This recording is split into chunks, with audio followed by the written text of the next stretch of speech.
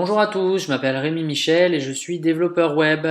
Alors aujourd'hui, cette deuxième vidéo fait donc suite à ma première vidéo dans laquelle je vous faisais une petite présentation de React, dans laquelle nous avions créé notre premier composant qui se contentait d'afficher un simple Hello World à l'écran.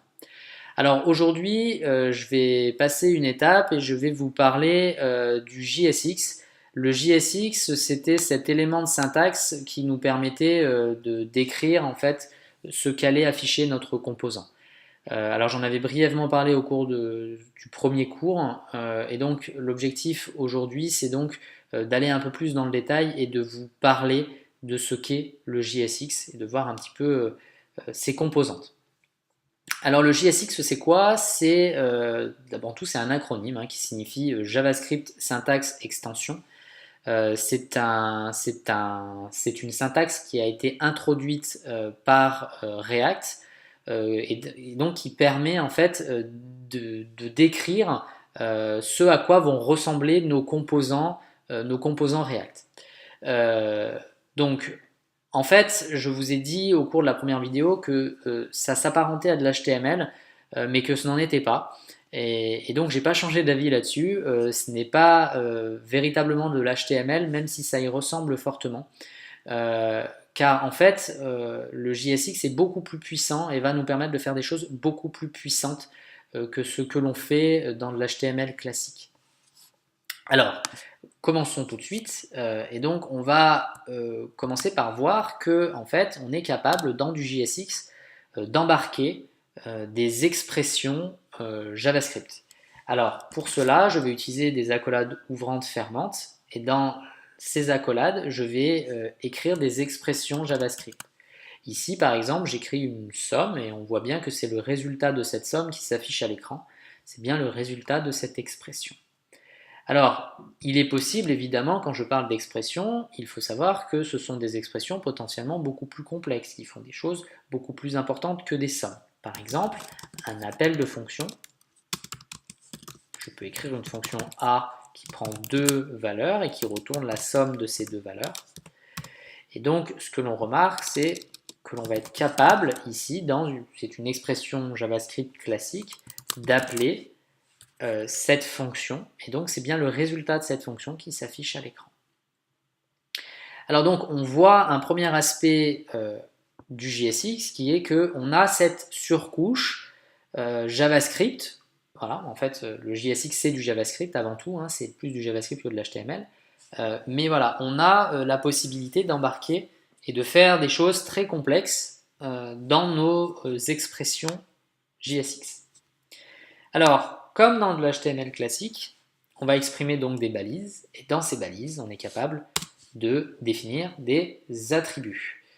Alors, les attributs vont être un petit peu différents de ce que l'on connaît d'habitude en HTML.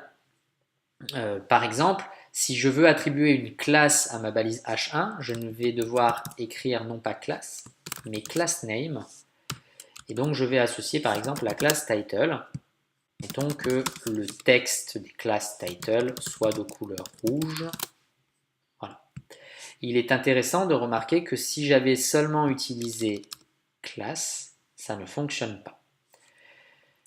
Il est possible, comme je l'ai fait ici dans le corps de ma balise, d'embarquer des expressions JavaScript. Par exemple, je suis capable de définir une variable que je vais appeler class title. Je vais lui associer la valeur title. Et donc, je vais ici faire, ça fait exactement la même chose en fait, mais c'est la valeur de ma variable qui est ici exprimée, ce n'est pas la variable directement. Voilà. Donc voilà, on a cette capacité de faire des choses assez poussées. En fait, voilà, c'est de l'HTML avancé en quelque sorte. On va retrouver également d'autres attributs que l'on retrouve dans de l'HTML classique. Le fameux tab index, par exemple, que l'on exprime en HTML, on va l'exprimer en JSX de façon en mode camel case, puisque voilà, on va remarquer ici que notre i passe en majuscule. Donc voilà, on a des éléments, on a des attributs comme ça qui ne sont, voilà, qui sont proches de ceux que l'on connaît en HTML, mais qui ne sont pas exactement les mêmes. Pour cela, je vous invite à aller lire la documentation React relative à ces attributs. Je vous mettrai la documentation dans la description de ce cours. Voilà. Sachez également qu'il est possible de définir, et là j'y reviendrai un petit peu plus tard, des attributs qui ne sont pas conventionnels, des attributs qui ne sont pas prévus nativement par la syntaxe JSX. Par exemple, je pourrais définir un attribut foo qui prend une valeur bar. Alors en fait, cet attribut, c'est ce que l'on appelle une props, une propriété. C'est ce que l'on va utiliser dans le futur lorsque l'on aura une architecture de composants pour passer de l'information à des composants, à nos éléments enfants. Voilà, donc c'est pas très intéressant sur une balise H1. Par contre, on verra que lorsque l'on aura des éléments React, on pourra passer de l'information à ces éléments React via les props, via ces propriétés-là. Voilà, mais encore une fois, j'y reviendrai par la suite. Enfin, il est également, sachez que vous gardez toute la puissance de l'HTML. Hein. Je peux exprimer comme ça un arbre de balises, hein, avec par exemple, je vais définir une... Hop, pardon, je m'embrouille un petit peu. Voilà, je vais définir... Voilà. Donc ici, je définis un conteneur, une div, qui va contenir plusieurs enfants, hein, plusieurs autres balises. Mais voilà, vous gardez cette possibilité-là, cette flexibilité-là, vous l'avez. Quelques éléments de syntaxe sont différenciants par rapport à de l'HTML classique. Par exemple, lorsque vous avez des balises qui n'ont pas de contenu, sachez que ces balises doivent être automatiquement auto-fermées. Sinon, le compilateur ne sera pas très content. Voilà.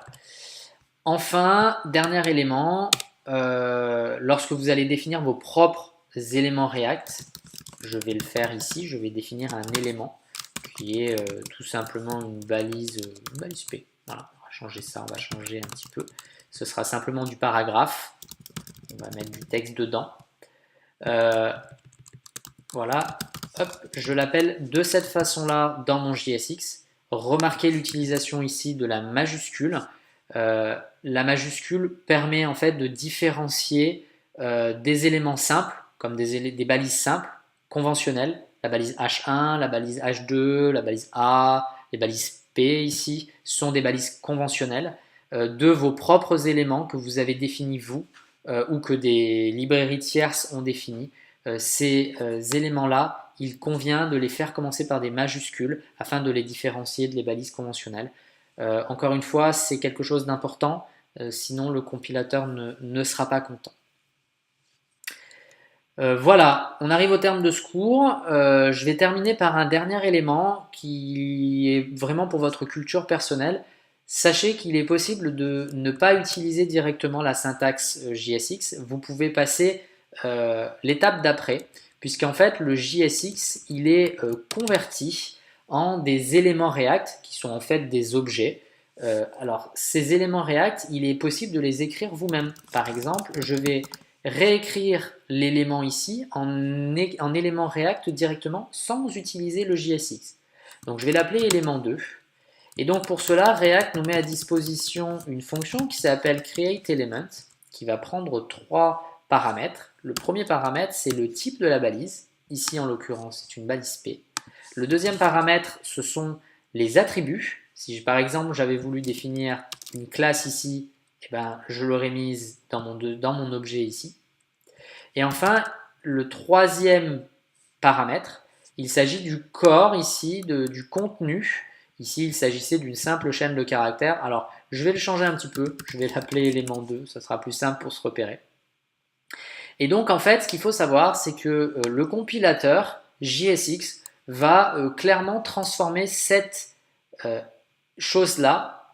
Il va tout simplement appeler cette fonction-là de React avec ces éléments-là dedans. Sachez qu'en fait, cette chose-là n'est ni plus ni moins qu'un objet. On le verra tout à l'heure dans la console. Et donc après, je suis capable d'utiliser cet élément-là. Alors, ce n'est plus du JSX, hein, puisqu'on est un élément plus loin.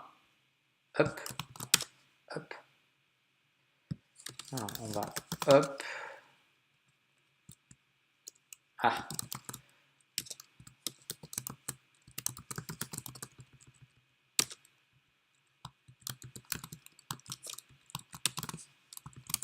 Voilà. J'ai quand même besoin d'un conteneur au sens JSX du terme hein, pour exprimer cet élément, mais voyez que je ne fais pas appel à l'élément de cette façon-là,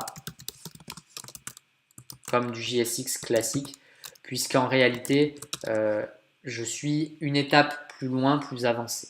Alors, si on ouvre notre console, et je terminerai là-dessus, si l'on ouvre notre console, on va remarquer ici que notre console.log de notre élément, ici, affiche bien un objet. Alors, on va faire abstraction de toutes les erreurs qu'il y a au-dessus. Affiche bien un objet, en fait, avec un type P et des props, en fait. Donc, ici constitue ma props.children, qui est le contenu de ma balise P. Voilà, alors c'est pas quelque chose à retenir, mais sachez que si vous avez la contrainte de ne pas utiliser JSX, vous avez la possibilité d'appeler, de vous en passer en fait en appelant cette fonction createElement de React qui vous permet de constituer un objet qui peut être appelé ici dans du JSX comme tout autre élément classique. Voilà, donc on a fait un tour d'horizon assez complet de ce qu'est le JSX. Dans un prochain cours, je vais tout simplement vous proposer d'étudier un petit peu plus la notion de props. C'est les attributs un petit peu complexes que j'avais exprimés tout à l'heure. Ici, il s'agit d'une props. Donc ça va nous faire rentrer un petit peu plus dans le détail de cette architecture de composants dont je vous parle depuis le début. Donc voilà, je vous donne rendez-vous pour la prochaine vidéo et je vous remercie pour votre attention. À très bientôt.